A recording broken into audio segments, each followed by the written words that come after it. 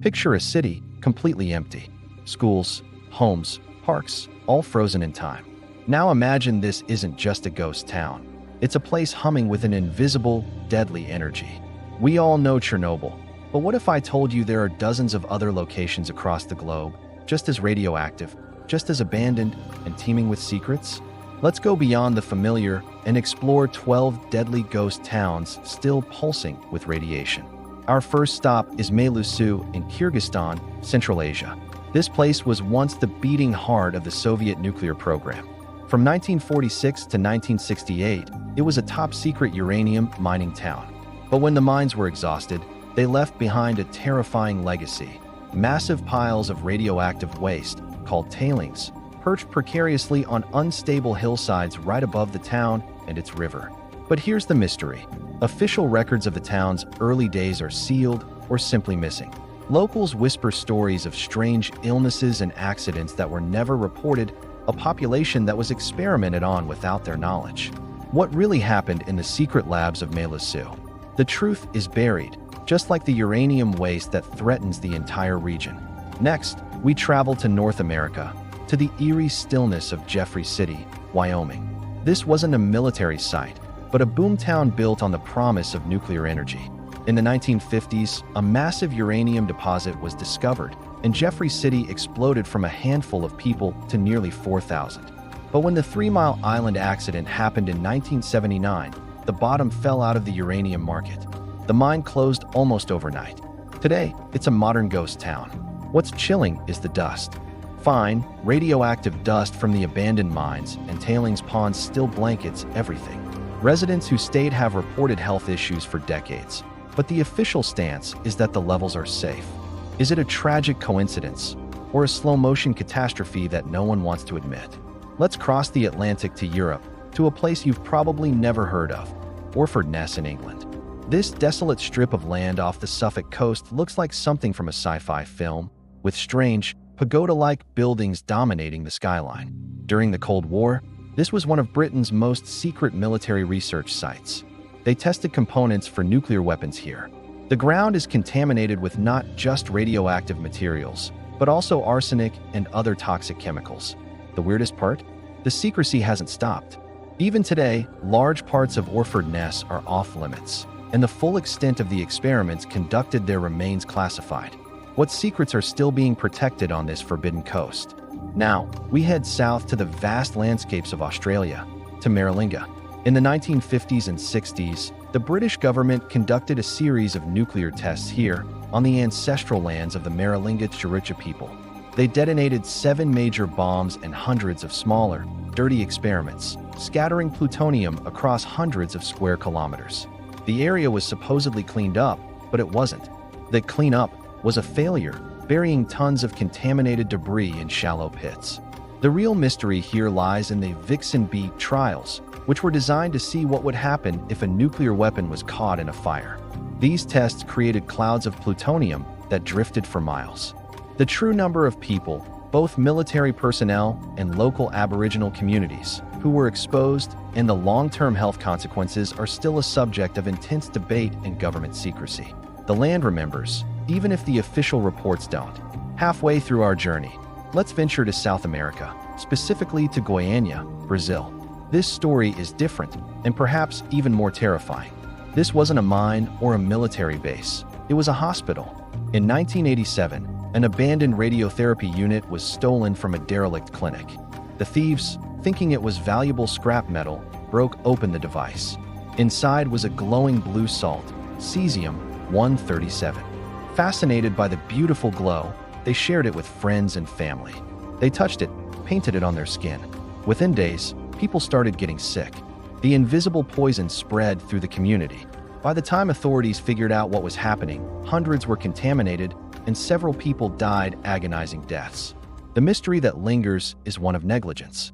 How could a device containing enough radioactive material to create a disaster zone be left completely unsecured in an abandoned building in the middle of a city? It was a radiological catastrophe born not from war or industry, but from simple carelessness. Back to Asia, and this time, Japan. We're not going to Fukushima, but to a nearby town called Tomioka. When the Fukushima Daiichi nuclear disaster happened in 2011, Tomioka was completely evacuated. Today, it's a perfect time capsule of that day. School bags are still on desks. Calendars are frozen on March 2011. But something strange is happening. Wild boars, contaminated with radiation, have taken over the town. They roam the streets, their populations exploding without human predators. They are a living, breathing symbol of nature's resilience, but also a constant, radioactive threat. The question is, can a place like this ever truly be reclaimed by humans? Or has the invisible contamination handed it over to the wild for good? Now for a site so infamous it has its own name on the map of disasters: Kyshtym, Russia. In 1957, a nuclear waste storage tank at the Mayak plutonium plant exploded, releasing a plume of radioactive material far larger than the initial release at Chernobyl. The disaster was kept secret by the Soviet Union for decades. Entire villages were silently evacuated and then bulldozed, erased from the map. The nearby Teka River became one of the most polluted places on Earth. People who lived along its banks were never told why they were getting sick, why their children were born with defects. The true scale of the disaster and the number of victims is still unknown, a chilling testament to the price of state secrecy. Let's travel to the African continent, to Manana in Gabon. For years, this was a French-operated uranium mine, fueling France's nuclear ambitions. Like other sites, when the uranium ran out, the company left. They also left behind mountains of radioactive mine waste.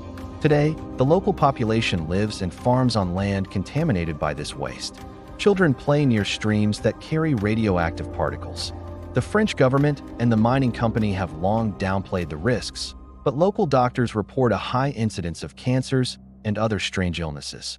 It's a classic story of colonial-era exploitation with a radioactive twist, where the consequences are still being felt by people who never benefited from the uranium taken from their land. Back in the United States, we find the Hanford site in Washington state.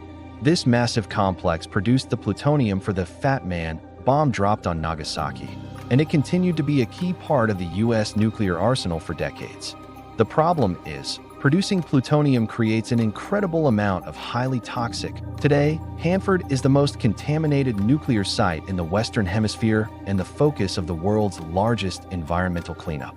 Underground tanks hold millions of gallons of sludge, so dangerous it boils on its own. The cleanup is projected to take decades and cost hundreds of billions of dollars, and no one is entirely sure if it's even possible to make the site completely safe. Our next stop is a place shrouded in the fog of the Cold War, Semipalatinsk in Kazakhstan, also known as the Polygon. From 1949 to 1989, the Soviet Union conducted over 450 nuclear tests here. The local population was used as unwitting guinea pigs, with scientists studying the effects of the fallout on them.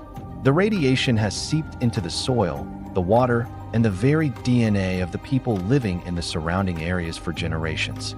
The legacy is a humanitarian crisis, with rates of cancer, birth defects, and neurological disorders far above the norm. The site is a haunting memorial to the human cost of the nuclear arms race. Finally, we journey to the end of the Earth, Antarctica. Yes, even the pristine ice of Antarctica has a nuclear ghost town. At McMurdo Station, the main U.S. base, a small nuclear reactor was installed in the 1960s to provide power. It was called PM-3A, or Nukipu. It operated for a decade, but it was plagued with problems, including coolant leaks and cracks. In 1972, it was shut down and decommissioned. The reactor itself and thousands of tons of contaminated soil and rock were shipped back to the United States. But questions remain. How thorough was the cleanup? Was all the contamination really removed from one of the most fragile ecosystems on the planet? It's a chilling reminder that humanity's radioactive footprint has reached every single continent on Earth. From secret Soviet cities to American boomtowns, from the plains of Australia to the ice of Antarctica, these ghost towns are more than just eerie ruins. They are warnings. They show us that the legacy of the atomic age is long, silent, and deadly, a ghost that haunts us in every corner of the world. Thanks for joining me on this journey. If you found this unsettling but important, hit that like button and subscribe for more explorations into the world's forgotten places. Stay curious,